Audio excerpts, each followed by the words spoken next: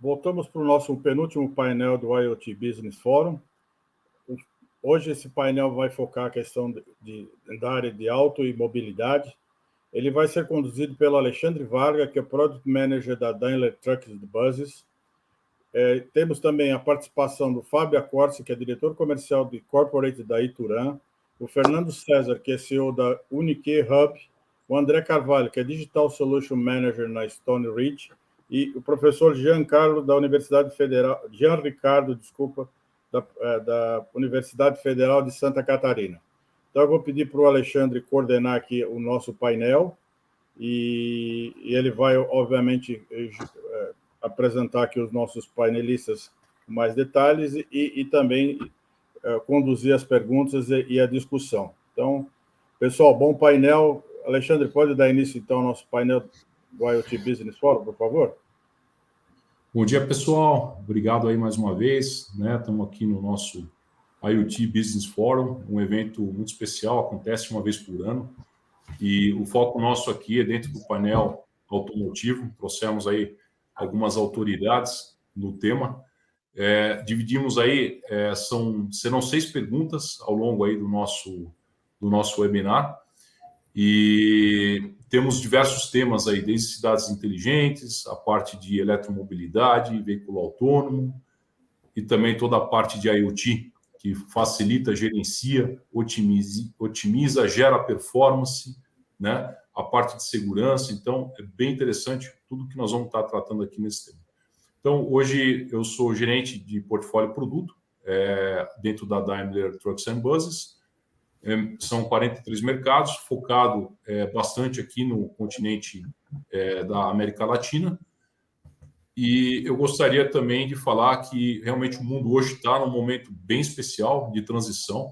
Existe hoje uma meta dentro, pelo menos do mercado europeu, de até 2030, 60% dos veículos pesados que são vendidos naquele mercado da Europa serem veículos elétricos. Então, isso vai impulsionar e acelerar de forma muito rápida, né, essa transição aí para a eletromobilidade. E então, isso é um pushing tanto do governo, né, quanto das iniciativas aí de redução, né, o Acordo de Paris e outras coisas que vêm em segmento, e tudo isso conectado, né, com toda a parte de inteligência, IoT, e isso vem se avançado bastante. Então, eu queria que cada um se apresentasse aqui nesse momento e queria agradecer a participação de todos os ouvintes e todos aí que estão aqui conosco aí prestigiando. E por que não, vamos interagir, pessoal. Por favor, mandem perguntas. Estamos aqui todos juntos aqui e que tenha bastante interação, não só do nosso lado, mas também de vocês aí que estão como os nossos grandes espectadores, tá bom? Obrigado, vamos começar então aqui. Pessoal, fica à vontade aí. Eu vou passar a palavra para o professor Jean, da Universidade Federal de Santa Catarina, se apresentar rapidamente. Bom dia a todos. Obrigado, Alexandre, pelo convite.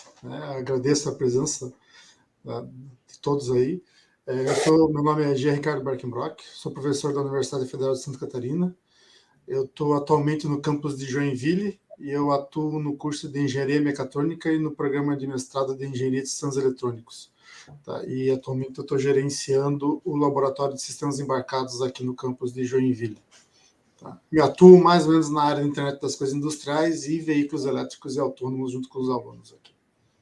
Obrigado. Pessoal, só reforçando, tive a oportunidade de estar lá em Santa Catarina, no laboratório Surgian. É um laboratório extremamente exclusivo, dedicado aí para a parte automotiva, muito bacana. E um fato interessante é que a gente tem um doutor do ITA aqui, que é o professor Jean, que está aqui conosco e está participando. Então, é interessante. É um prestígio a gente ter ele aqui com a gente e está nesse fórum. Vamos lá. O interessante é complementar o nosso campus aqui, ele tem outras engenharias, engenharia automotiva, engenharia mecatrônica, engenharia naval, engenharia ferroviária, engenharia aeroespacial, de transporte e logística e civil de infraestrutura. É um campus bem voltado para a mobilidade. Está bem interessante. Obrigado, excelente, professor. Obrigado a você. Gostaria de passar a palavra agora para o Fernando. Fernando, por favor, se pudesse apresentar. Obrigado, Alexandre, mais uma vez, obrigado pelo convite, sempre um prazer estar contigo, agradeço também pela organização da IoT Business Forum. Bom dia, pessoal, mais uma vez, meus amigos aqui de mesa, a todos os telespectadores nossos, espero que tenham um bom evento. Eu sou Fernando César, sou o CEO da Unit Hub, é uma empresa voltada para mobilidade urbana e conectividade, né? Própria tecnologia associada a esse modal, a esse segmento de mobilidade com tecnologia. Somos uma empresa do Grupo Primova, que é um grupo também dotado de outras empresas de tecnologia focada no mercado B2B, B2C, etc. Porém, eu, como técnico, como entusiasta, né, eu já atuo há 22 anos no planejamento estratégico, gestão de mobilidade urbana, manutenção de frota, infraestruturas de garagem de ônibus, gosto de lidar com custos, despesas, contabilidade, e desenvolvi algumas lideranças aí ao longo da história. E ao longo desse tempo eu me especializei em telemetria para gestão de frotas e sistemas de transporte inteligente, que a gente chama de ITS, e consegui desenvolver boas experiências com testes, auditorias, dentro das montadoras como a Volvo, Mercedes-Benz, Scania, MAN, BYD, Caio, né? A gente vai falar bastante sobre veículo elétrico hoje, então é bacana também compartilhar um pouquinho dessas experiências que temos. E me dediquei às pesquisas, não só a nível Latam, mas na América do Norte, na Europa, de tudo que é associado a novas tecnologias de frotas para o transporte urbano. E uma das atividades que eu mais gosto de fazer é realmente estar dentro desse grupo, discutindo, formando opinião, e quem sabe também influenciando nas regulamentações necessárias para o ambiente de IoT, e focado especialmente na automobilidade, que é o que a gente vai discutir no dia de hoje. Mais uma vez, obrigado e tenha um excelente evento, pessoal. Fernando, um ponto que interessante, dá uma olhada no seu som, tá? A gente está escutando um pouco de ruído, se você puder dar uma calibrada aí, né? Parece que tem algum som por trás aí, tá bom? Muito obrigado, Fernando. Seja muito bem-vindo aí. Dá uma olhada na parte do seu som aí. Vou passar a palavra agora para o André Carvalho e seguido para o Fábio, da Ituran.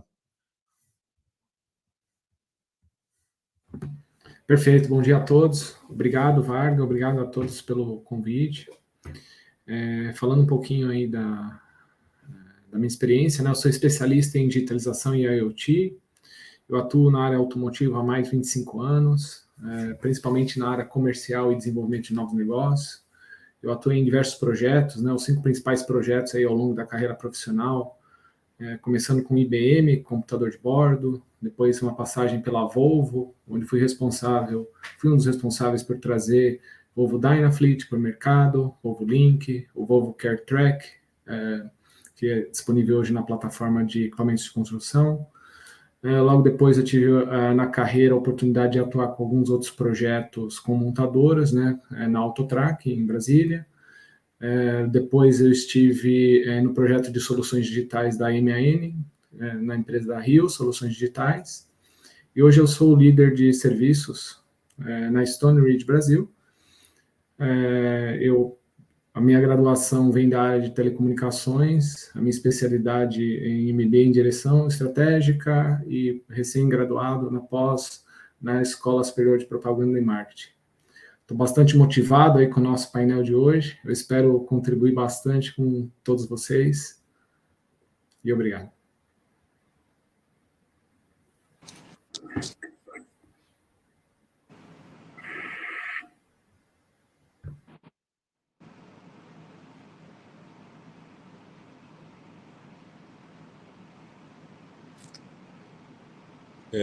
Pessoal, estava no mudo, desculpa. Vamos passar agora a palavra para o Fábio da Ituran. Fábio, muito bom dia, seja muito bem-vindo. Bom dia, Alexandre, bom dia a todos. É um prazer aqui estar participando com vocês. Meu nome é Fábio Accorsi, eu estou na direção comercial corporativa, né, no atendimento B2B da Ituran para a parte de geolocalização e mobilidade.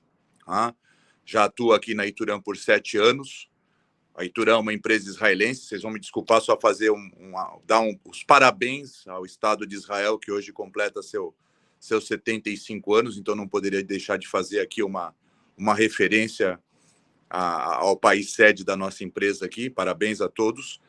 E já estou aqui há 7 anos, cuidando muito dessa parte de geolocalização, de segurança, de parte comportamental dos condutores, e vai ser um prazer poder contribuir com todos aí e compartilhar as nossas oportunidades e as nossas dificuldades.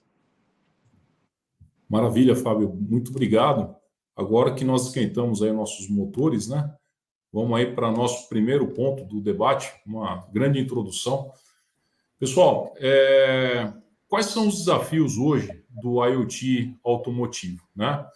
O IoT automotivo ele vem crescendo aí de forma expoente, né? De forma exponencial, está uma forma, inclusive, conectado aí, não só no sistema dentro do próprio veículo, mas está conectado também para a infraestrutura fora, né? O exemplo aí são as cidades inteligentes, né? Então, essa captação do dado, do sensor, né? Esse armazenamento e tratamento de dados em nuvem, né? Através de sensores, como isso é feito, né? O que tem de novo, né, nesse tratamento, em todo esse ecossistema que é gerado, e quais são as tendências que a gente tem hoje, né? Nesse sentido de a gente captar, armazenar, tratar, né? E depois usar a parte de capacidade, inteligência artificial, tudo, para trabalhar bem essa questão aí do IoT sensorizado, né? Então, vou abrir esse painel agora e, por gentileza, vamos começar as nossas discussões aqui dessa primeira pergunta. Quais são os desafios do IoT automotivo? Perfeito. Eu gostaria de começar a puxar o tema, então, de tudo isso que nós falamos.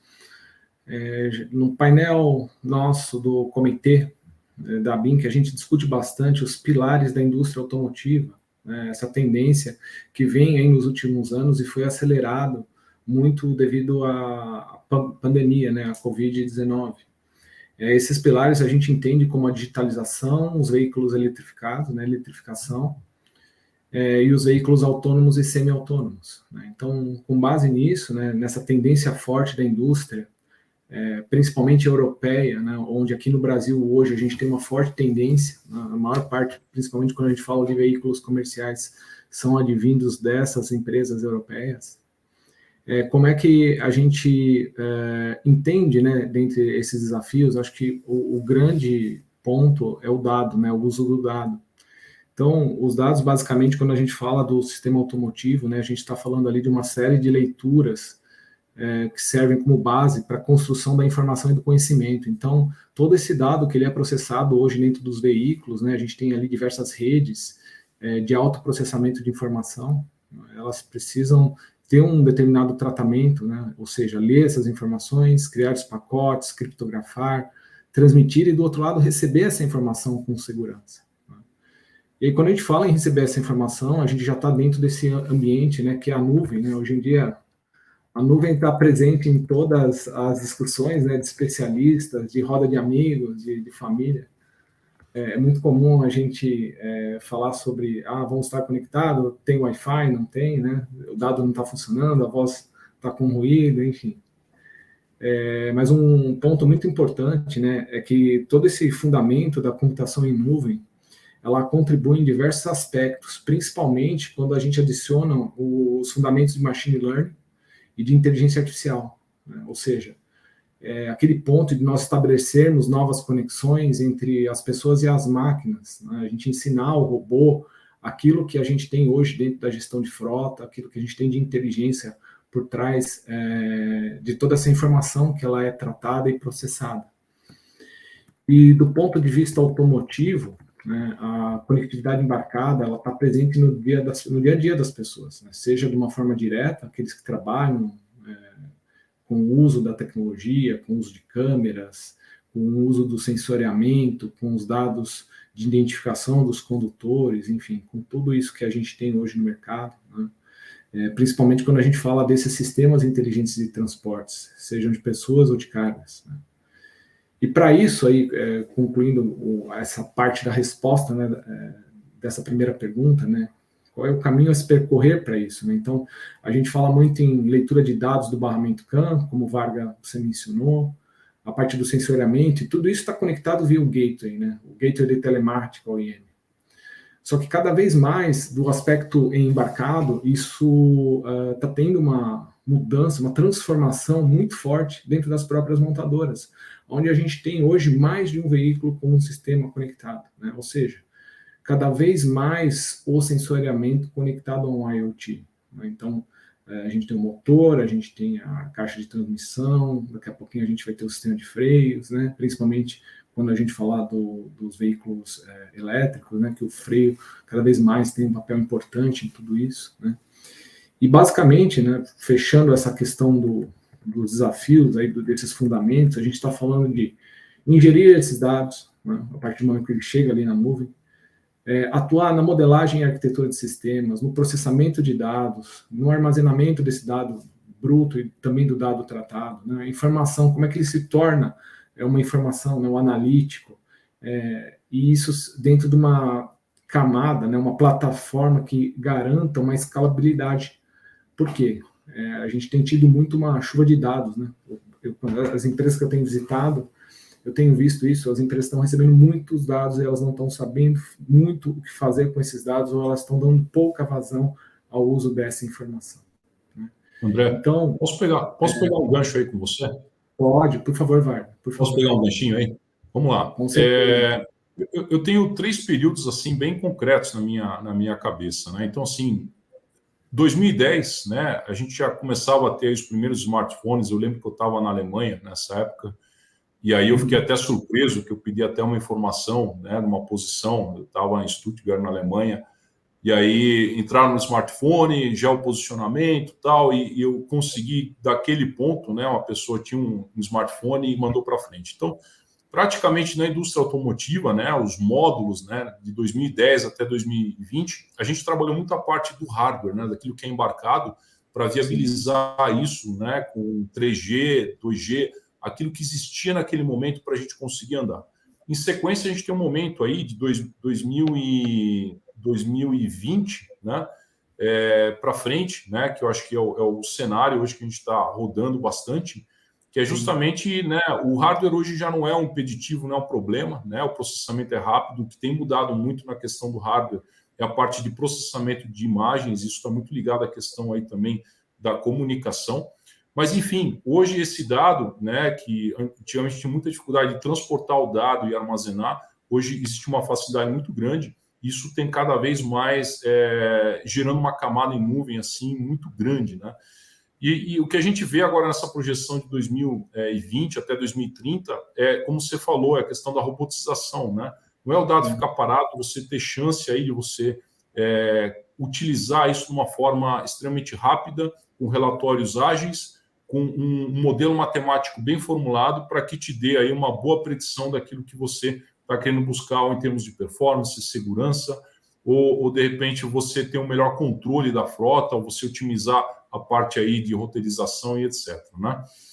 Então, isso é um momento concreto, mas assim, o grande problema hoje que a gente ainda vê, e até o Fábio da Ituran tem bastante noção disso, é a questão da integração, né? A gente cai naquele ponto, tudo bem, a gente recebe as APIs, recebe as informações, clusteriza isso, tem empresas grandes que fornecem esse serviço, mas, enfim, como é que está esse momento da integração, né? E agora chegando a parte de imagens também, tratamento de imagem, inteligência artificial, qual que é o nível de maturidade hoje da parte de integração de tudo isso? E o Fernando também tem bastante experiência aí na ponta aí com os clientes, né? Como é que vocês estão olhando isso? Bom, Alexandre, eu acho que um ponto muito importante que foi colocado pelo colega anteriormente é a questão realmente de muita informação. Na verdade, muitos dados e pouca informação. Então, eu entendo que um dos desafios muito grandes é você transformar os dados em informações. Lembrando que os dados, às vezes, eles ocupam muito espaço e a gente tem que ter ser muito criterioso no armazenamento dos dados, porque eles ocupam espaço e têm custo, para que a gente transforme em informação. Então, eu acho que um dos maiores desafios é transformar o dado em informação e otimizar a utilização desses dados. Outro fator muito importante é a questão realmente ainda de infraestrutura. Então, a gente não pode esquecer que quando a gente fala de internet das coisas, a gente sempre tem uma questão de hardware em alguns casos e software em outros casos, quando a gente fala principalmente em geolocalização e no veículo. Então, você tem um equipamento que vai dentro do veículo, você tem uma comunicação que você precisa. Então, esse desafio ele é muito importante. A questão de você ter a informação realmente em tempo real e como você manusear essa informação para que você realmente tire de dados para informações que você tome decisão. Esse é uma das dos grandes desafios. Além do que a gente também vem migrando, aos poucos ainda, de uma situação onde a gente ainda fala de dados no M2M, a gente ainda fala muito de 2G aqui no Brasil, e a gente vem caminhando não a passos tão largos e que permitam que a gente tenha uma questão de custo aceitável para você ir para um 4G e para ir para um 5G.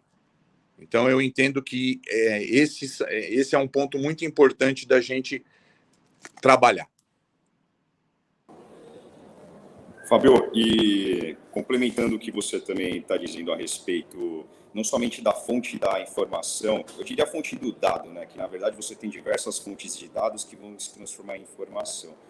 E também, associado à questão do Alexandre, realmente o desafio está na integração.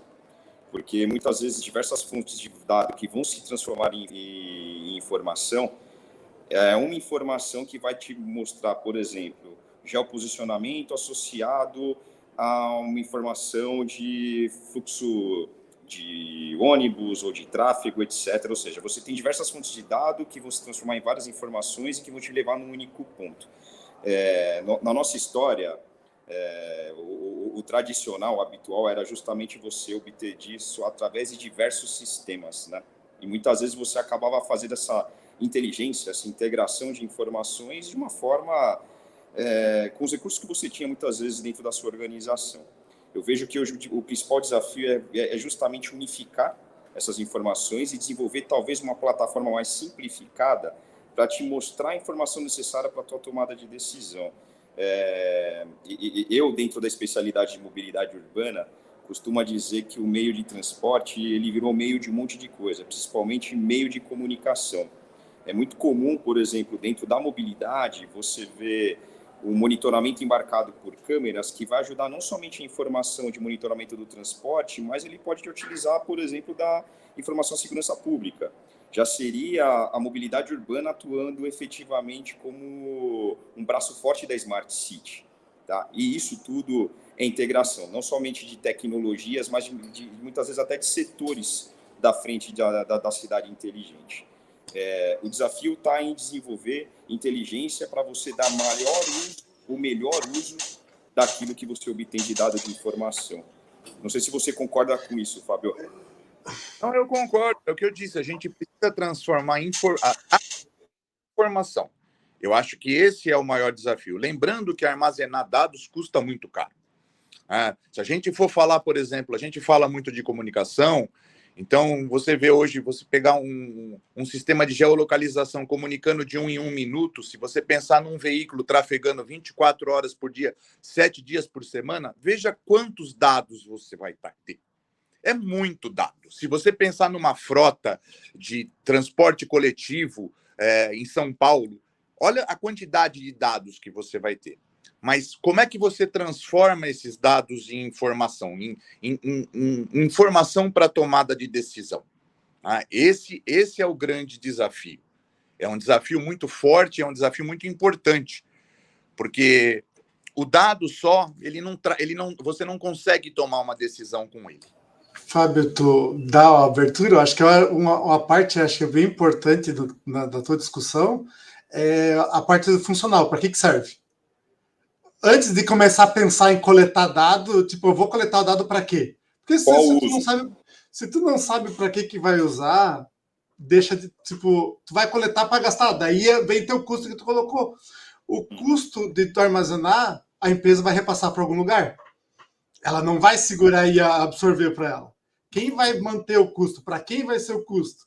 E além de tudo isso, ainda tem integridade. Eu tenho que fazer toda a integridade do meu dado, que é um custo também, e eu tenho que garantir a privacidade desses dados. O que a gente viu que é bem difícil já, exemplos aí da Tesla que já vazando vídeo de carros internos que não deveria estar vazando, né?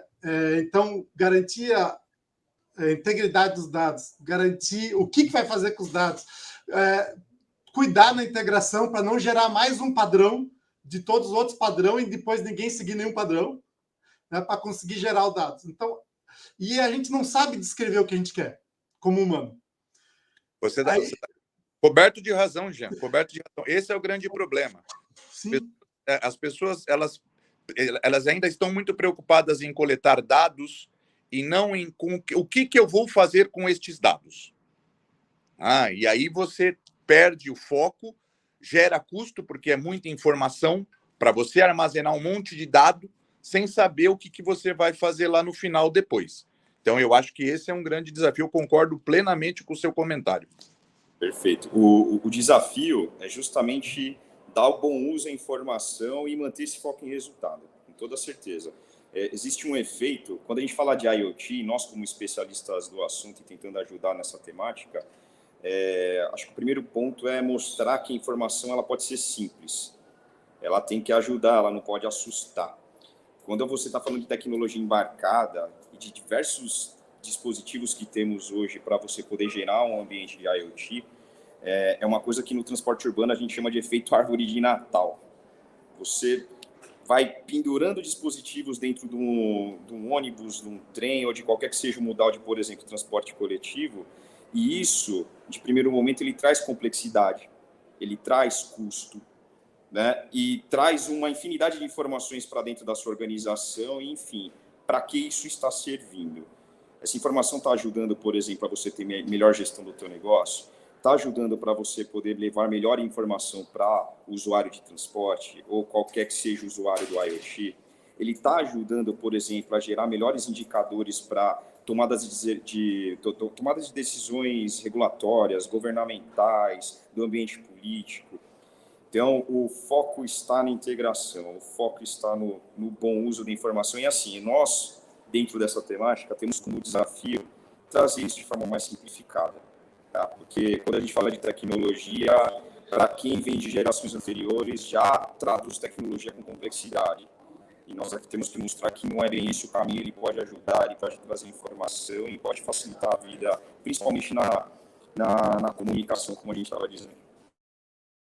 Eu acho que o interessante da integração é que a gente pode se inspirar em outros sistemas, né? A gente tem, por exemplo, a aeronáutica, os aviões são bem conectados e tu tem muita informação deles para alguma coisa, para algum sentido. Mas a gente não pode repassar um custo que é construir um avião, não é de massa como são veículos automotivos.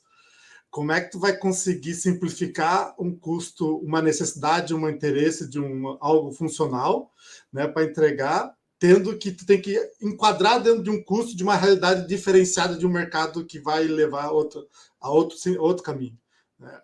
Tu vai integrar, vai ter que entregar com alguma coisa, vai ter que integrar com um ambiente governamental, com empresas, vai misturar tudo. Mas daí, como é que tu vai controlar o custo para tu não elevar o custo e prejudicar o acesso daí dos clientes dessas empresas, né? Porque daí vai ter outros impactos. Exato. Professor Jean, essa temática, inclusive a gente está numa discussão estratégica atualmente, né? Falando justamente de IoT dentro da organização que eu participo. E como eu disse, o difícil é fazer o simples, né? Então, para a gente poder ter uma visão mais simplificada do negócio, quando falar de integração, nesse ponto de vista, é falar dos 3 P's, que seria pessoa, público e privado.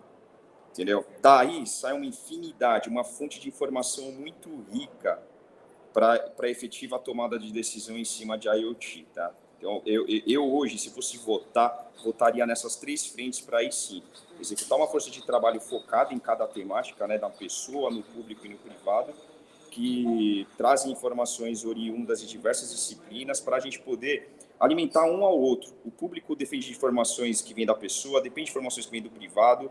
Muitas vezes do privado, a gente entra num tema também que são os dados abertos.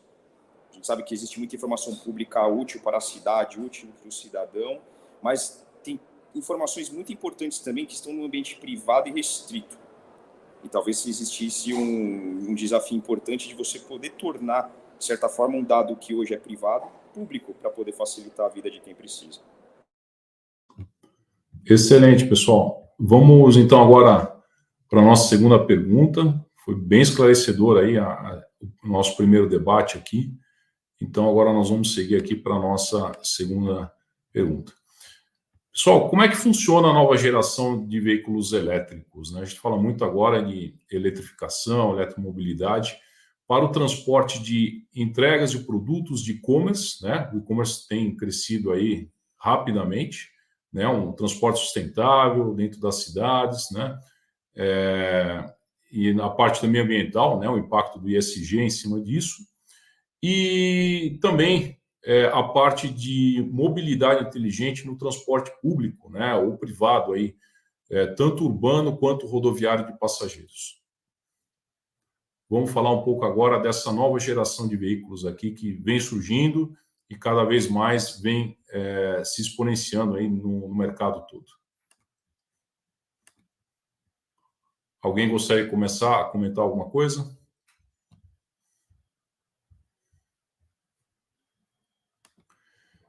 Bem, pessoal, então assim, eu vou dar uma leve introdução, né? Vou falar um pouco aí da experiência global que a gente tem aí nessa parte de eletromobilidade, novos veículos, né? Então, a gente está vivendo aí um novo momento, né? A gente está buscando muito essa questão aí da mobilidade sustentável e essa mobilidade ela exige novos padrões de qualidade, né? Na parte do transporte e o principal dele é a baixa emissão do carbono, né? Esse conceito ele já é bastante reconhecido, tanto aqui na América Latina, né? A Europa tem puxado bastante, Estados Unidos também, né? Vocês veem agora o exemplo da Califórnia, cada vez mais tracionando a questão da eletromobilidade. E a eletromobilidade ela tem muito focado também essa ligação aí, por exemplo, com o e-commerce, né? A gente tem um exemplo muito forte agora, que é a própria Walmart, que é uma rede de supermercados gigantes dos Estados Unidos.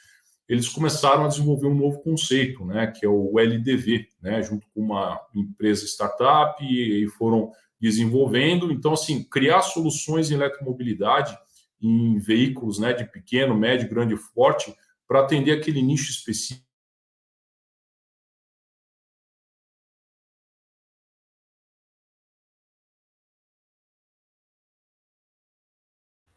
Lifestyle Delivery Vehicle, né, que é um veículo com conceito do LDV, né?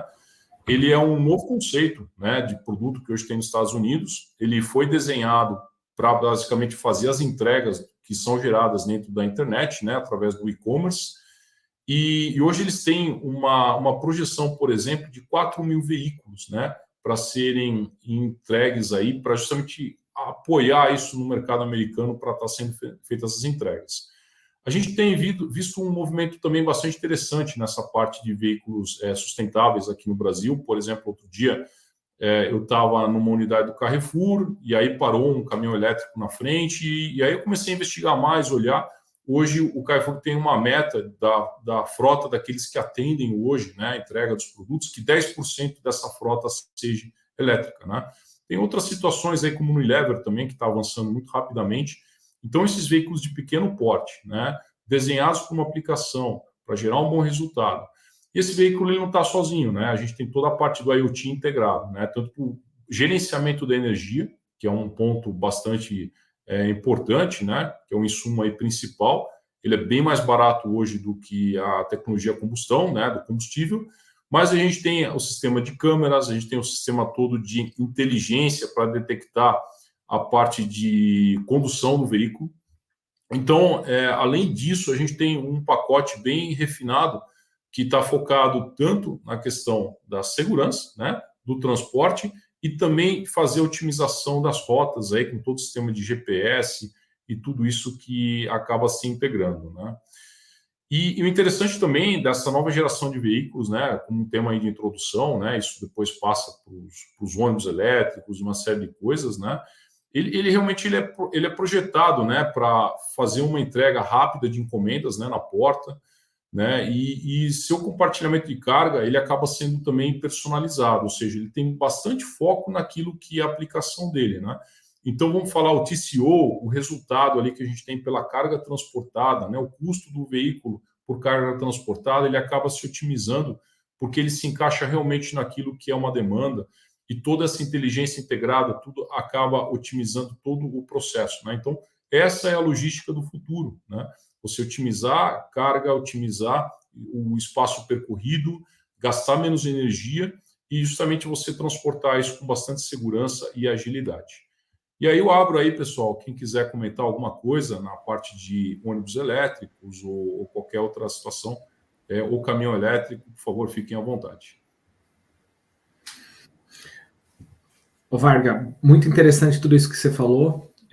Eu vejo que esse movimento de eletrificação ele tem sido feito nos últimos anos, principalmente nos países desenvolvidos, né?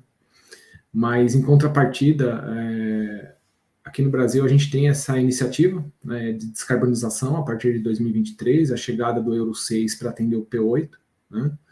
E mesmo assim, quando a gente fala desses veículos eletrificados, né, a gente tem sempre que ter em mente, né, ali no nosso radar, que tem algo que impulsiona muito forte o mercado como um todo, né? O Fernando até comentou a parte dos 3Ps, né? E esse mercado, né, o nicho do mercado, né, que é algo bastante específico, ele cada vez mais tem um dispositivo IoT incorporado, né? Então, quando a gente fala da entrega urbana, né, ou seja, como é que a gente descarboniza menos, né, e realmente olha esse público de pessoas, o ambiente público e privado, né, assim como um todo, a gente começa a ver, por exemplo, hoje, os dispositivos de IoT de uma forma muito consolidada, né, principalmente nas entregas da última milha, né? Então, os veículos menores, mais bem preparados e dotados de tecnologia, muitos deles com eletrificação, né, dentro dessa tendência que você já comentou, e além disso, que tudo isso está gerando dados e informações, né, aquilo que a gente estava falando ali no primeiro bloco, né? E caminhando aí para um encerramento, né, desse fundamento, né, desse conceito, hoje esses dispositivos de IoT eles estão com os motoboys para viabilizar as entregas, eles estão com ciclistas dos aplicativos, né, do iFood, por exemplo, enfim. Então, cada vez mais é o uso do IoT, né, aliado a isso, a esse aspecto físico, né, dos veículos e da tecnologia que está na mão das pessoas, né?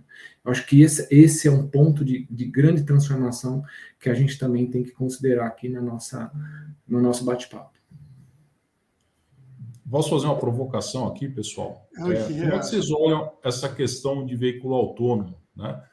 A gente fala já no veículo elétrico sustentável, IoT integrado. Como é que vocês veem? Será que tem possibilidade, por exemplo, esses veículos de entrega já irem para uma direção de serem autônomos? Posso dar o taco? Vai lá, Fábio.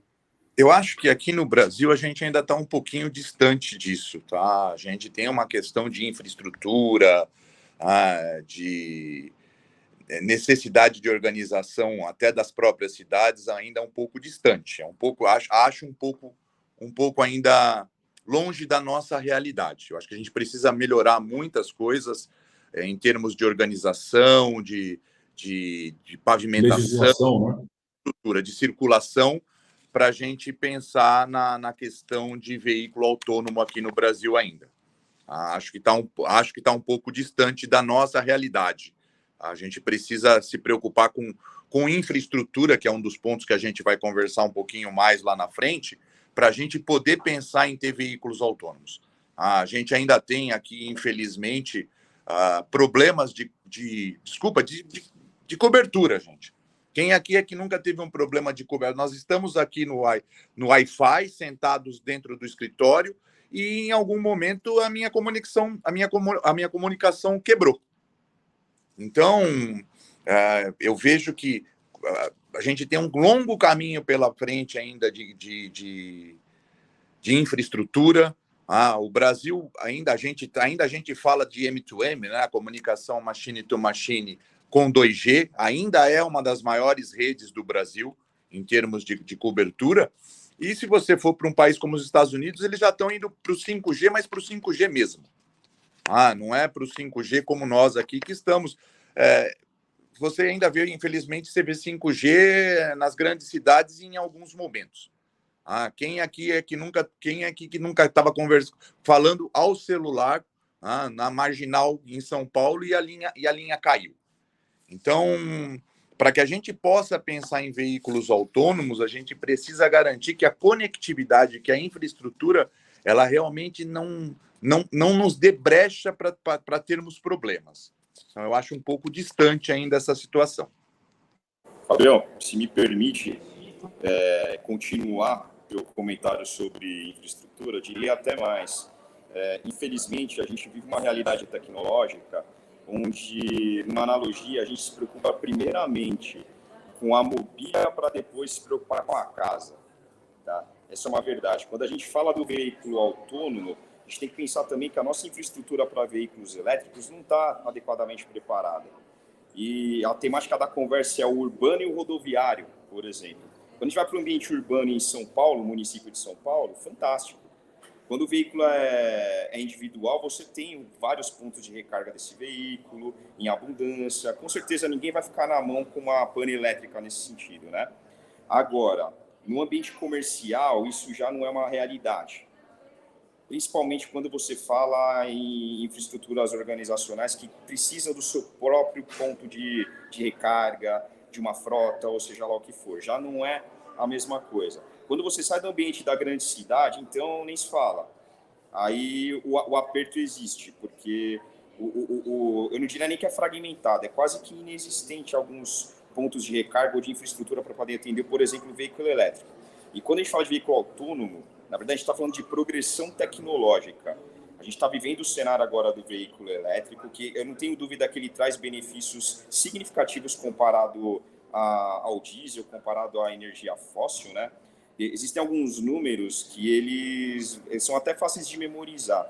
Por exemplo, quando a gente fala do ambiente comercial, ambiente frota, um ônibus, né? Um ônibus ele pode trazer até 60% menos custos de energia, né? No caso, gasto com combustível seria 60% mais econômico dentro do ambiente elétrico.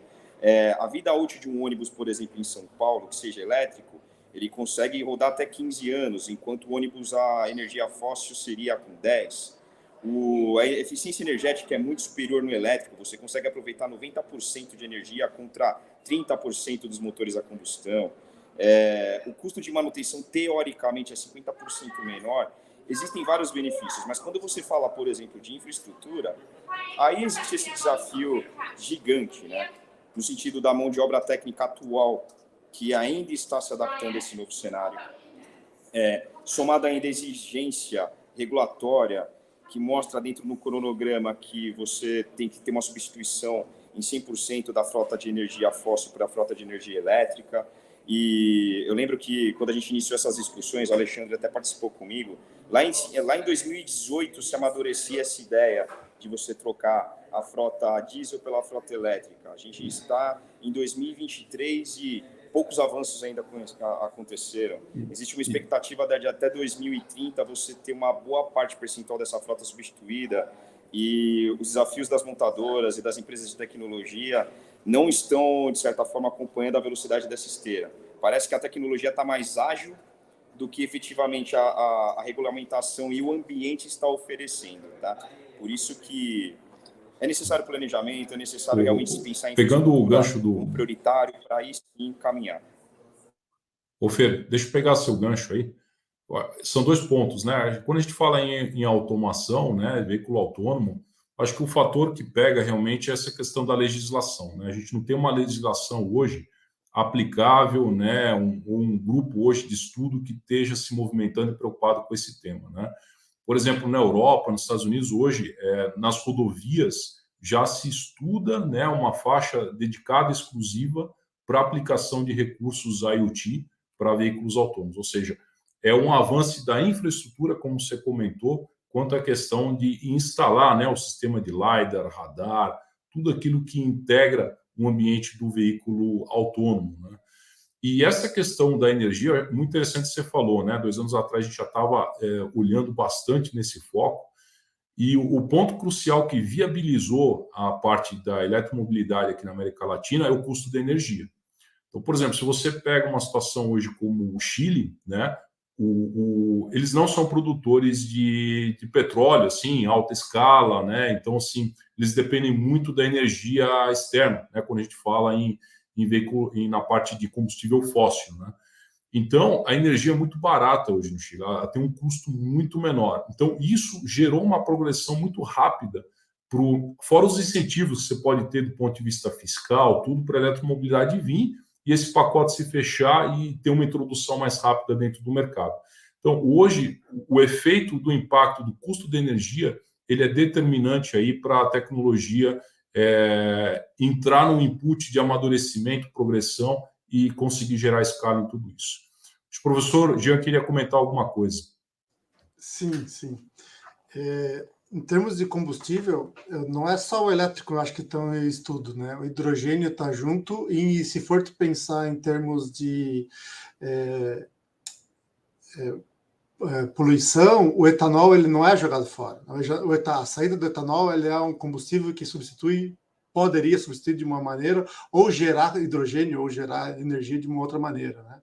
Então, tanto acho que a eletrificação tem outros caminhos e trazem outras dificuldades, além da infraestrutura que vocês colocaram, é a segurança de tu ter a bateria e o garantir que tu vá dar segurança para as pessoas que estão utilizando o carro elétrico em caso de alguma pane, alguma coisa, né, vamos dizer assim, alguma eventualidade. Caso como aconteceu nos ônibus na Alemanha o ano passado, que pegaram fogo na garagem, né, onde todos...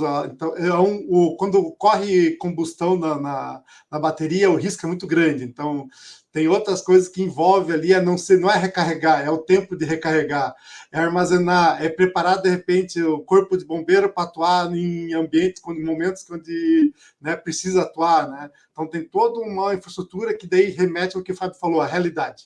A nossa realidade Brasil é bem distinta da realidade norte-americana e da realidade europeia. A gente não consegue importar algo de lá para cá sem ter todo um processo de adaptação para uma realidade brasileira, que daí é o que vocês colocaram. Falta infraestrutura de cobertura, falta infraestrutura de recarga, falta infraestrutura de cuidado, falta educação, falta pessoas saberem lidar com isso, então isso traz um monte de outros problemas. E por fim, a validação, como tu colocou, Alexandre, do veículo autônomo. Eu preciso ainda validar, garantir que o veículo autônomo vai executar a atividade de uma maneira segura, dentro de um envelope de segurança, dentro de uma regulamentação, dentro de uma lei, dentro de uma regra da cidade, do estado, e esse processo de validação é muito complexo. Desenvolver o veículo autônomo para chegar a fazer algumas coisas sozinho, tu vai até os 90% do veículo. Os últimos 10%, que é a validação e a garantia de segurança das pessoas, do público, do privado em volta, essa é a parte mais custosa, que leva por muito mais tempo. Né? Como é que tu vai garantir que... depois a gente tem outros problemas de garantia. Vamos dizer, validou, e aí? Daí, quem que é a ética? Quem que é o responsável sobre aquele veículo autônomo? Daí tem outros problemas de responsabilidade civil envolvendo isso daí. Depois a gente tem a parte de confiança, né? O humano confiar na máquina. Isso aí é um processo bem complexo de tu fazer o humano confiar na máquina. E depois tu tem o momento que confiar, tu tem que começar a trabalhar com o veículo autônomo, tu tem que começar a trazer a empatia do veículo autônomo com o humano, porque tu não pode levar a pessoa, desconsiderar a pessoa, né?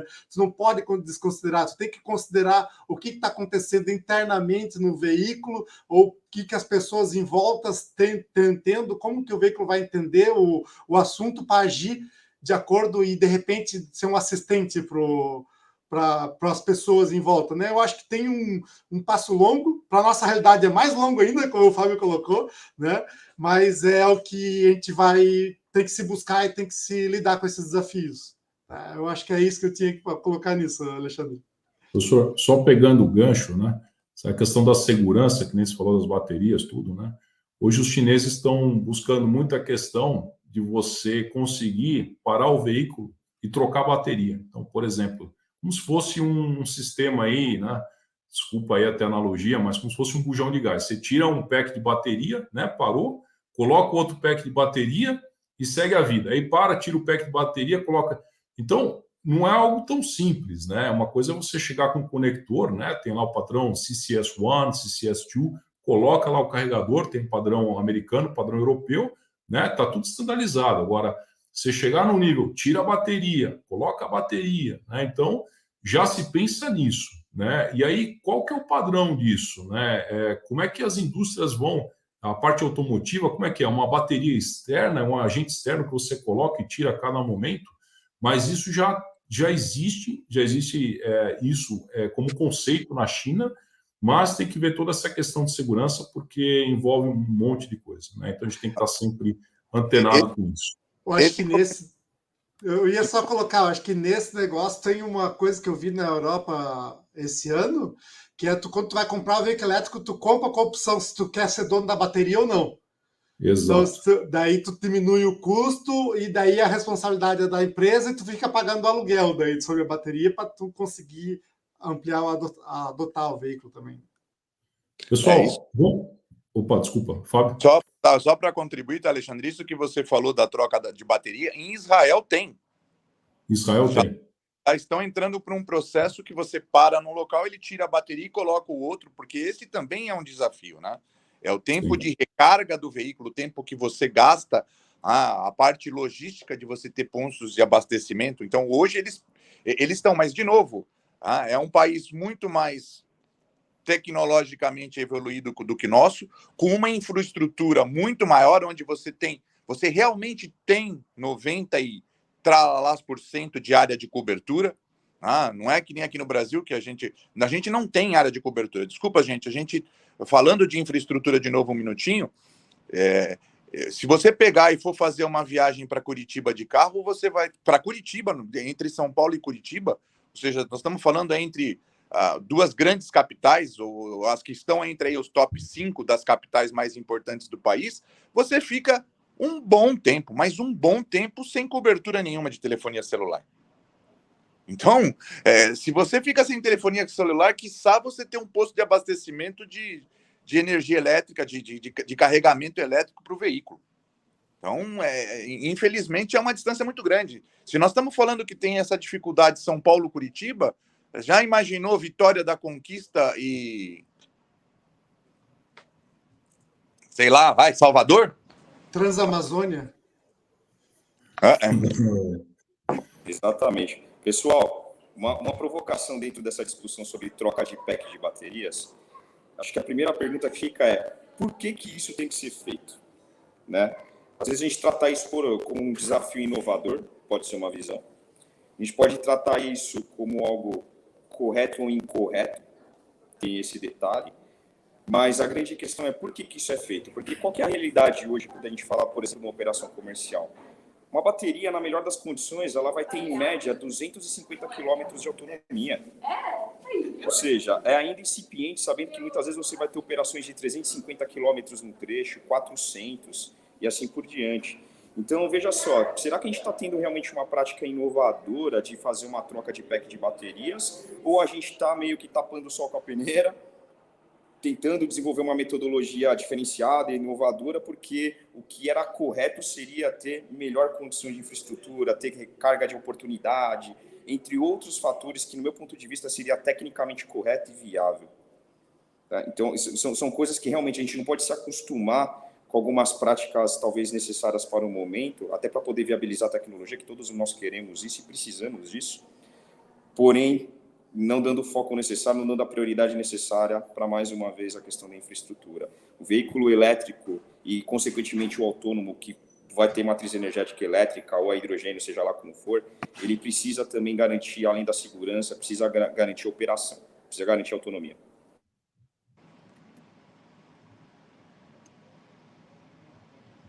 Pessoal, alguém quer comentar mais uma coisa? A questão da infraestrutura, né? O que vem, o porvir aí da infraestrutura. Vamos falar um pouco agora também essa questão da infraestrutura, que é bem interessante, né? Nós vamos seguir agora com outros temas, que é a parte de tratamento de imagem, né? Esse é outro ponto que nós colocamos aqui para esse webinar. E aí a pergunta que vai para vocês aí, né? Quais são as principais tendências de tecnologias por imagens de veículos, né? Então a gente está com 5G, 6G também, que é o próximo passo, mas são os grandes viabilizadores de começar a tratar um pouco mais imagem.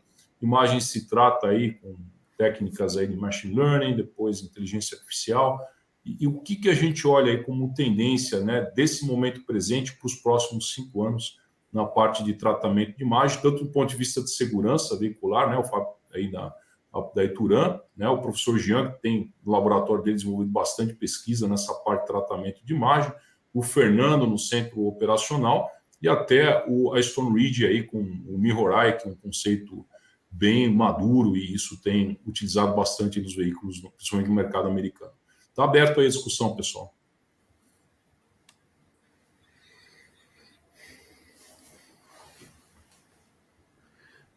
Bom, se vocês me permitem, Vargas, eu vou puxar aqui a pergunta de novo, né? Eu acho que é importante a gente olhar no aspecto de evolução da tecnologia, né? As câmeras, cada vez, elas estão mais presentes ali no dia a dia dos veículos, né? Para cada uma, para a sua aplicação, enfim, para atender o seu nicho. Desde câmeras de monitoração, a câmeras de assistência ao motorista, né, o famoso ADAS, enfim, a gente vai ter de tudo um pouco. Eu vejo que as tecnologias estão migrando rapidamente, né? Existe algumas tecnologias, como você comentou, né? A gente tem o nosso sistema de câmeras MirrorEye, que ele substitui os retrovisores atuais, né? Os retrovisores convencionais, né? É uma tecnologia bastante avançada, consolidada nos mercados da América do Norte e na Europa, né? Nós temos, por exemplo, uma das montadoras de veículos na Europa, que mais de 60%, 65% desses veículos novos já são fabricados com o nosso sistema, mas é algo em que o mercado, né? Com toda essa infraestrutura que fica disponibilizada, né? Ou seja, os colegas todos comentaram da questão do 2G, dessa importância do que a gente está vivendo agora, de migração dessa tecnologia de 2G para 4G nos dispositivos embarcados, né? Tem alguns números, se a gente for olhar no mercado, mais de 90%, dependendo da aplicação desses sistemas de conectividade vindos da montadora, por exemplo, eles ainda utilizam 2G, né? Somente os veículos novos de alguns anos para cá, que vêm sendo fabricados já com 4G. Então, assim, tem vários desafios, mas o que eu vejo aí como ponto principal, e até passar para os colegas aí a sequência, é que para tudo, né? Para todos eles, tem uma migração muito forte para essas câmeras, para esses dispositivos se tornarem um IoT, né? Então, cada vez mais a gente vai ter um volume de dados enorme, né? Como a gente está falando desde o início aqui no nosso webinar, e que isso é um dos desafios, né? Ou talvez um dos desafios principais de como a gente migra as tecnologias, de como a gente traz isso para dentro de uma plataforma com o tratamento do dado, né, já com a informação disponível ali para o cliente final. Então, é uma tendência muito forte e a gente vive isso, né, no dia a dia aí dos nossos trabalhos, das nossas atividades pessoais, enfim, em tudo nesse sentido. Acho que eu vou continuar, vendo tendência, a câmera ela está tendo menor custo, maior qualidade, né? E daí a gente está conseguindo colocar mais câmeras. Daí a gente volta para a mesma pergunta lá no começo. Vamos colocar a câmera para quê?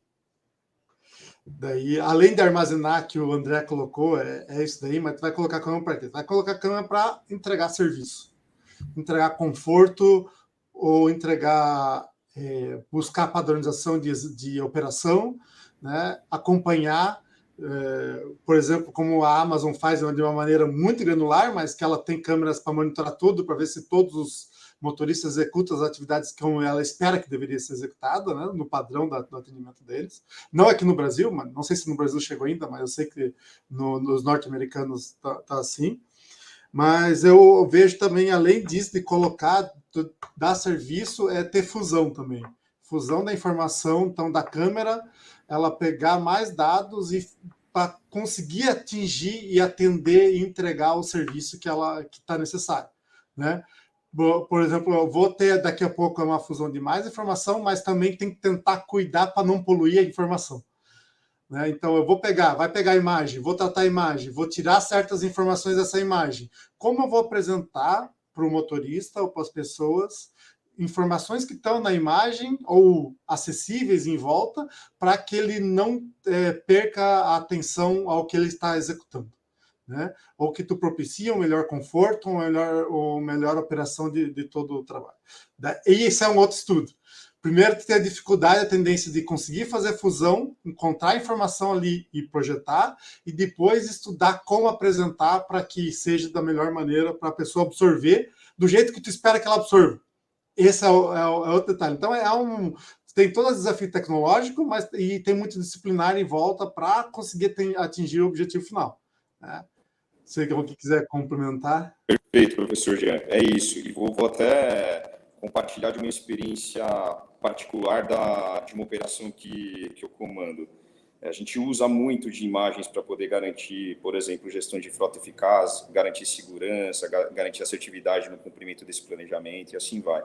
Então, é muito importante para a gente como gestor, como responsável de negócios, esse tipo de coisa, estar antenado com a tecnologia existente e aquilo que está sendo desenvolvido. Falando do cruzamento de informações, como o professor bem disse, existe, por exemplo, uma necessidade de se identificar a validação de um passageiro que ele é elegível à gratuidade, por exemplo. Então, é muito comum nas operações a nível nacional, nas operações urbanas, você ter um acesso a determinado tipo de gratuidade. Eu sou um idoso, um portador de necessidade especial, um agente público, etc., etc. Isso é validado muitas vezes através de um cartão ou, por exemplo, tecnologia Bluetooth de um cartão cadastrado numa carteira digital, como a gente utiliza, né, dessa forma, tá? Independente disso, a tecnologia ela tem que garantir também a segurança de informação. Sabemos muito bem disso. E quando a gente fala de gratuidade, sabemos que é um alvo constante de fraude. Então, um dos cruzamentos de informação que eu faço, por exemplo, nas minhas operações, seria isso. A carteirinha da gratuidade versus o que de fato está acontecendo. Isso pode ser identificado através de biometria. Então, é bacana quando eu estou, por exemplo, no nosso centro de controle, você vê que passou a carteirinha do idoso de uma pessoa que aparentemente tem 18 anos, né, dentro da imagem. Então, isso já traz um conflito de informação e é óbvio que eu tenho inteligência artificial por trás disso para poder garantir esse fake, garantir esse problema de cruzamento de informação que está fora de um padrão lógico que a gente definiu. E aí, quando a gente vai no ambiente de tecnologia, mais uma vez trazendo o que o professor Jean nos apresentou, a tecnologia ela vem ficando cada vez mais acessível, barata e, de certa forma, mais competente também. Eu diria que tão competente a ponto de você ter o efeito da disrupção. E quando a gente fala da gestão de imagens, algo que eu estou olhando fortemente agora e queria compartilhar com vocês, os espectadores, é justamente garantir inteligência artificial para a imagem e não para a câmera. Porque a câmera, se você tiver câmera inteligente, que tem um valor agregado maior do que uma câmera não inteligente ou offline, seja lá o que for, você precisa de um esforço necessário para você garantir o tratamento dessa informação. Esse é o primeiro ponto, esforço humano propriamente dito. Quando você tem uma câmera digital, uma câmera inteligente, como se costuma dizer, você já tem features pré-tratados com um algoritmo específico que vai contar passageiros, que vai ver se o passageiro, por exemplo, está cometendo alguma infração. Isso através de inteligência artificial, machine learning, com conceitos de deep learning, você consegue também trazer. É um outro ponto. Eu já estou olhando por uma prática de, independente se a câmera é digital ou não, o que elas têm em comum é que elas geram imagem. E hoje já existe disponível tratamento de imagens com inteligência artificial. Ou seja, está caminhando para um método simplificado de você ter o resultado que você quer, o resultado preciso, e dessa vez até polivalente, porque a gente sabe, nas operações com IoT, não são todas elas que você tem high technology. Muitas vezes você já tem alguma coisa já encaminhada que faz parte do seu processo, porém, se você não tem um fator humano ou qualquer outro fator para levar a inteligência, você vai ter tempo de análise, você vai ter custo, vai ter N tipo de fator, tá? Então, mais uma vez, o que a gente disse lá no começo da conversa, o difícil é deixar simples, o difícil é trazer algo simplificado. E eu estou vendo que existe um movimento já de simplificação quando o assunto é tratamento de imagem, o que me deixa feliz, o que também, de certa forma, vai apoiar as operações com o uso de IoT.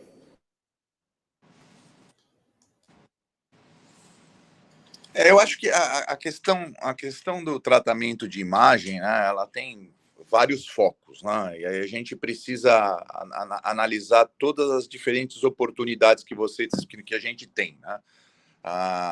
O nosso amigo Alexandre comentou do ADAS, né, que é um sistema de alerta, de mitigação de acidentes. Você tem aí a parte da câmera de fadiga, que também ela é uma mitigação de acidentes.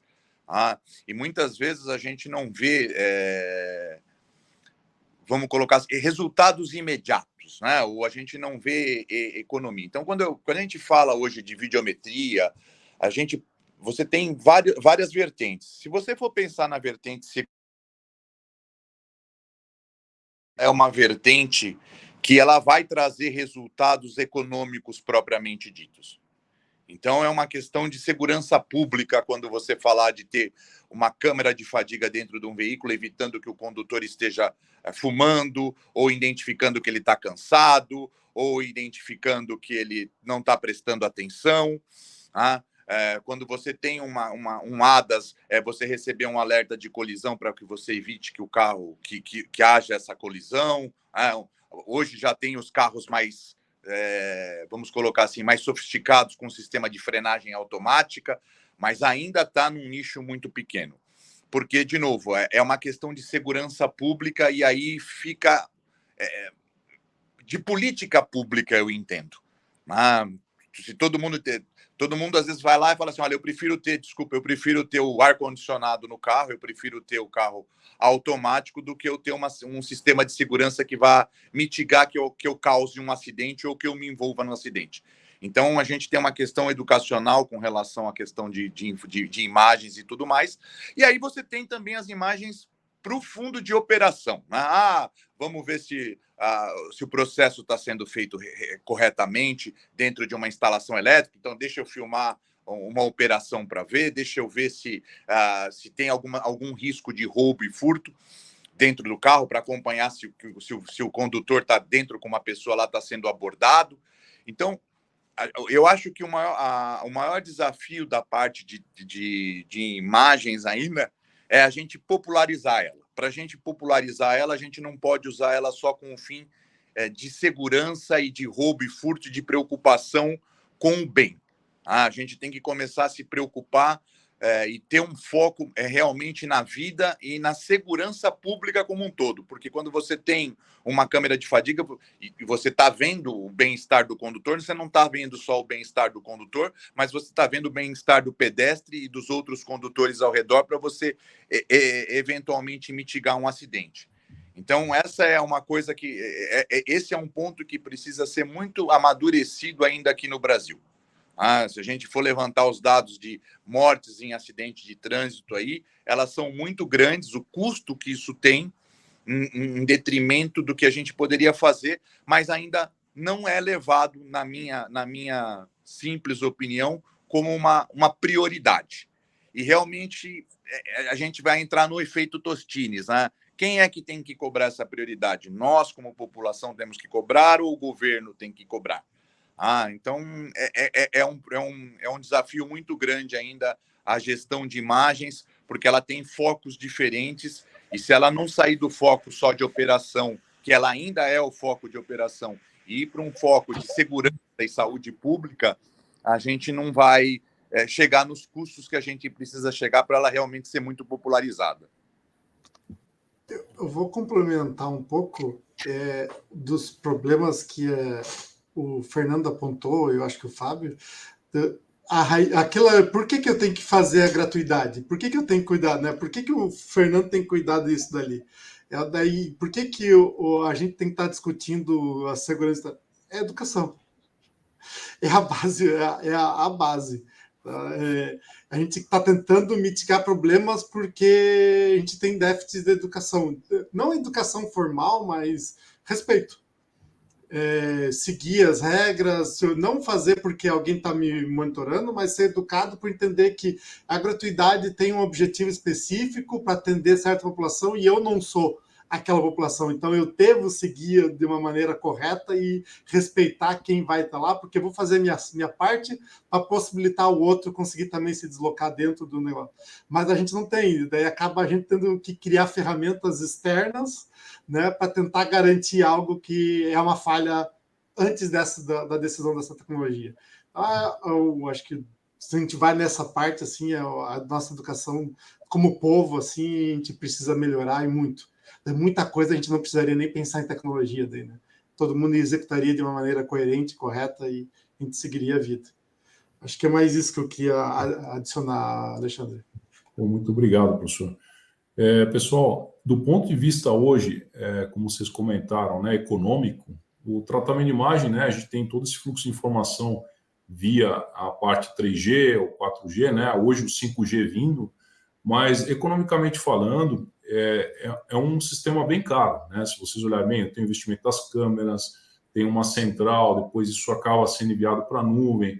Então, assim, não é uma tecnologia barata, né? Por exemplo, o Fernando nos trouxe aí um fundamento econômico, que é, tô deixando de ganhar receita porque está tendo alguma incoerência, alguém está usando um serviço que é gratuito, né? O professor falou a questão da educação, e isso acabou, de alguma forma, afetando, né, pessoas usando de forma indevida um recurso que é específico para um nicho, né, que, na verdade, são os estudantes.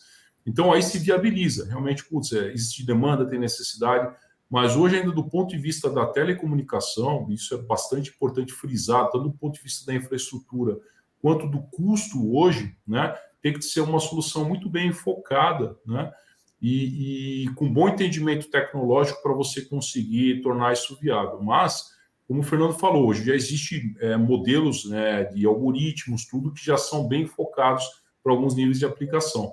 Mas é uma tecnologia e a tendência agora dos próximos 10 anos, né? A gente aumentar a velocidade, ter um grip melhor e realmente isso se tornar economicamente viável, né? Eu acredito que em 2, 3 anos vai ser uma tecnologia exponencial. Isso acaba caminhando junto aí com a parte de telecom. Pegando esse gancho, pessoal, eu vou para a nossa última pergunta hoje aqui do nosso fórum, né? E é justamente nesse sentido, né? A gente já tem alguns projetos aqui no Brasil que justamente, tanto no Smart Cities, né, que já alavanca a questão do telecom, do IoT, e também das rodovias inteligentes, né? A gente teve um caso aí recente agora da CCR Rio-São Paulo, que justamente eles já estão fazendo alguns ensaios explorando isso, né? Então, eu já fiz a pergunta, vou comentar um pouco também, que é bem bacana isso, né? Então, as estradas inteligentes, né, hoje é um conceito já incorporado aí, né, tanto nos Estados Unidos e também na Europa, né? Então, você coleta dados inteligentes com tecnologia, né, do IoT. Então, justamente isso para gerenciar melhor o tráfego, eu acho que esse é o principal objetivo, planejar melhor também o transporte futuro. E aí, falando da camada do IoT, a gente tem sensores de velocidade, a gente tem sensor acústico, câmera, CFTV/IP, semáforos inteligentes, sistema de monitoramento de condições de clima e principalmente a sinalização digital, né? Então, todos esses sensores, radares, tudo isso interligado facilitam o fluxo do tráfego, né? E justamente acaba até tendo impacto ambiental, porque se você otimiza o tráfego, você tem menor utilização de energia e acaba contribuindo também para a questão da poluição, né? O que falam muito, né, que essas estradas inteligentes, quando elas são monitoradas, né, por exemplo, elas têm uma capacidade de reduzir essa parte do engarrafamento e reduzindo os atrasos de 20% nos dias da semana, se a gente tiver tudo isso integrado, funcionando, e 43% nos finais de semana, né? Então, toda essa visão computacional melhora a parte de segurança, ajuda também a detectar veículos parados, pedestres e ciclistas também na rodovia, né? Então, isso pode ajudar até os socorristas, né? Casos de acidente ou qualquer atividade criminosa, que também está ligado a isso. E dentro desse projeto, né, existe toda uma necessidade de se passar o cabo de fibra ótica na rodovia, né, para você interligar as câmeras, fazer todo esse trabalho. E o outro caso bastante interessante é o pedágio eletrônico, né, que pode cobrar automaticamente as taxas do pedágio da rodovia, né, não tem necessidade de diminuir a velocidade daquela forma como é feito, então já existe um reconhecimento das placas, e essas estradas inteligentes podem fornecer também muitas análises sobre os cruzamentos, né, onde você tem maiores índices de colisão. E o primeiro caso do pedágio inteligente que a gente tem, né, é justamente da CCR Rio. Existe um projeto piloto lá hoje correndo, né, na CCR Via Sul, e esse pedágio está localizado, né, já tem todo um sistema conectado aí de fibras óticas, tudo. Ele está num trecho ali entre Itaguaí e Paraty. Então, quem segue nesse sentido para o Rio já tem esse sistema aí em teste, né, das estradas inteligentes. E aí, movendo isso também para a parte de cidades inteligentes. Alguém gostaria de colocar aí um pouco sobre esse tema?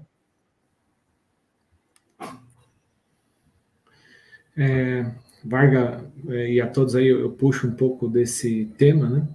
Eu acho que cidades inteligentes, ela começa quando a gente fala de sistemas inteligentes de transportes, tá? E relativamente isso não é novo, né? O ITS começou no Japão em 1967, tá? Então, se a gente buscar aí a literatura, a gente vai ver que é algo de estudo e de adequação que a gente pode ter hoje.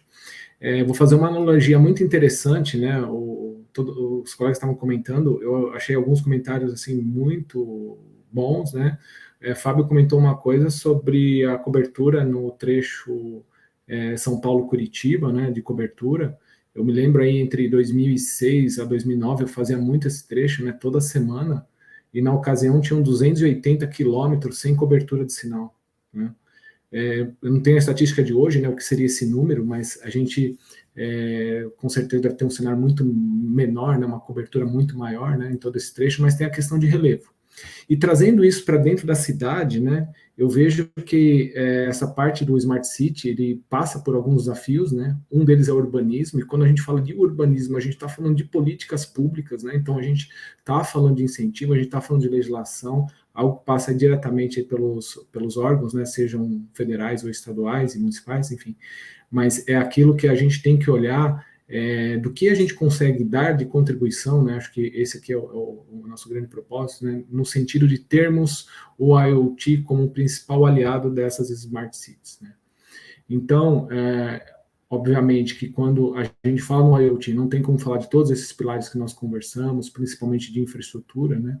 E aí, olhando para frente, né? Olhando aí o que vem por aí, vendo esses exemplos, né? Que nem você comentou da CCR, ou seja, e de outros que a gente tem no mercado, né? Mesmo no transporte público como um todo, a gente começa a ver que essa interconexão do sistema, né, e a interoperabilidade dessa parte toda de infraestrutura cada vez vai estar mais presente nas nossas soluções, né? Então, eu acho que essa é uma das grandes mensagens, eu acho que a gente tira daqui, e gostaria também de ouvir a opinião de vocês, né, se isso faz sentido na experiência, né, dos usuários, aquilo que vocês têm no dia a dia, se realmente essa visão, né, essa visibilidade do ecossistema do IoT, ela passa por esse caminho, né? Acho que esse é a grande menção. André, sem querer apressar aqui, a gente tem mais 10 minutos. Vamos para as considerações finais aí do nosso grupo aqui, né? Por favor, primeiro, para a gente ir para as considerações aí, 2 minutos.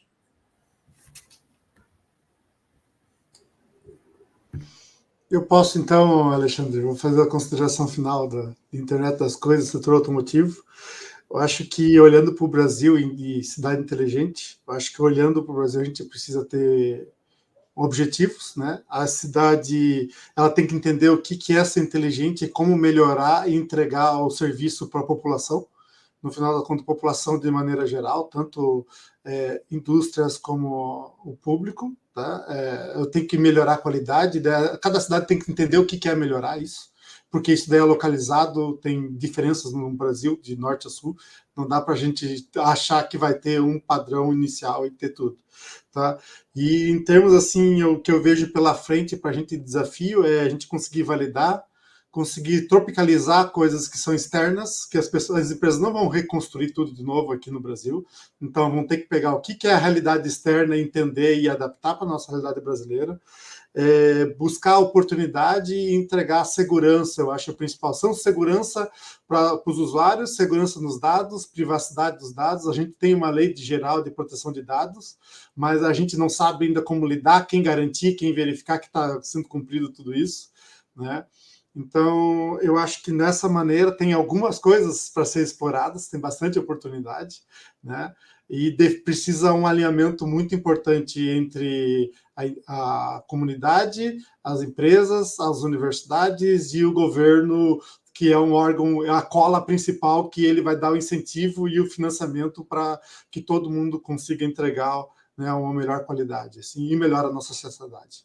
É uma visão de maneira geral, assim. Tá. Obrigado, Alexandre. Muito obrigado, professor Jean. Parabéns aí pelas colocações e o ponto de vista da academia, né, da parte mais social da educação. Então, isso sempre muito bem-vindo e esse é o nosso futuro, né?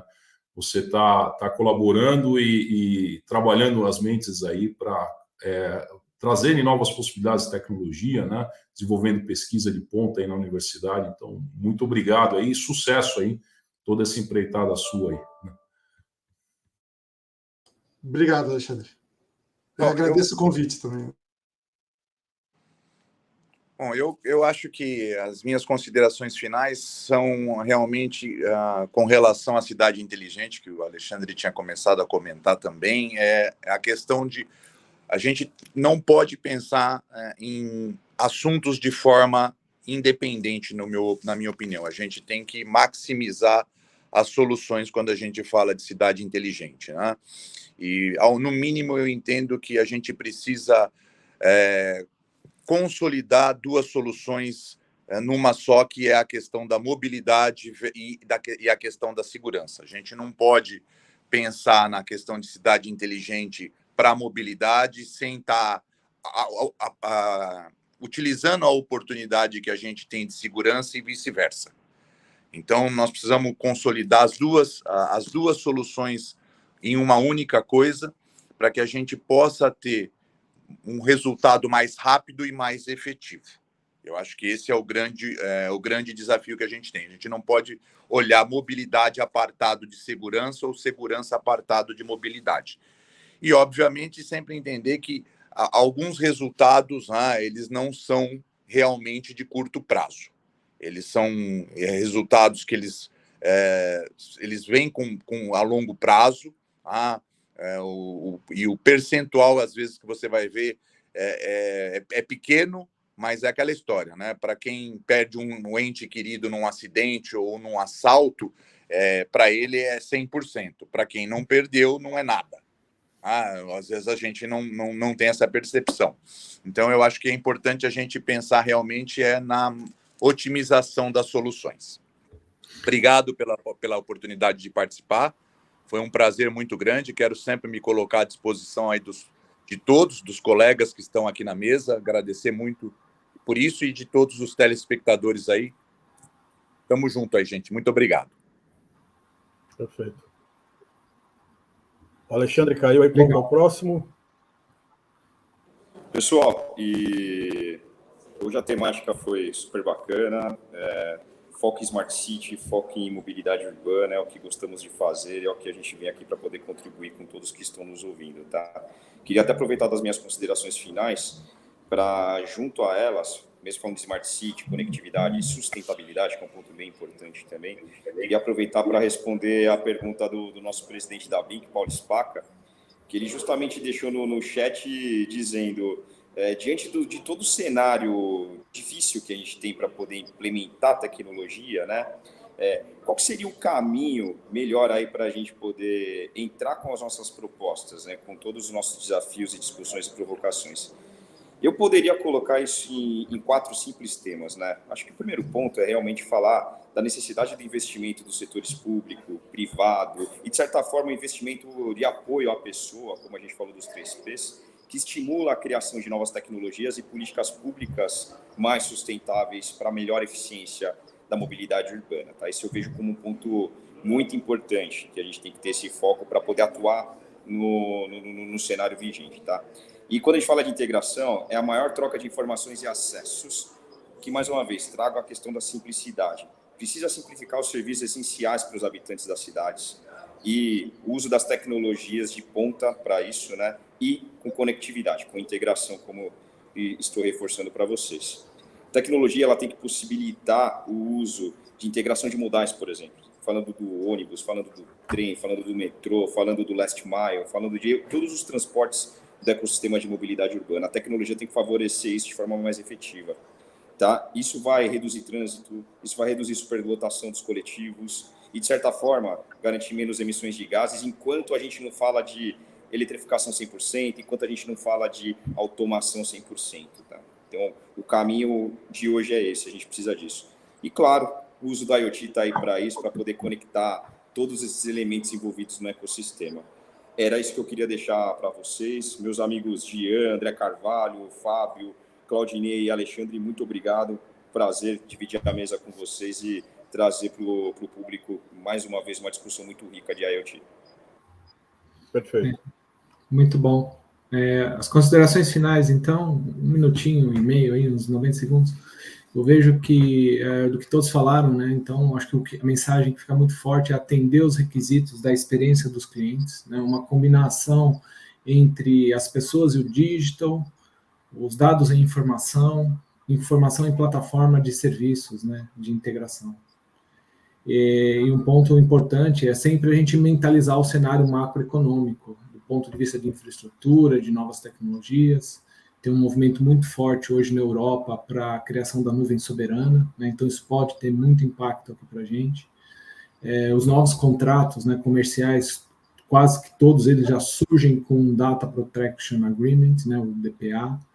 Então, fruto desse cenário, eu acho que como é que nós podemos, né, cada um de nós, podemos atuar com novos modelos de negócio, uso da inteligência artificial no ecossistema, né?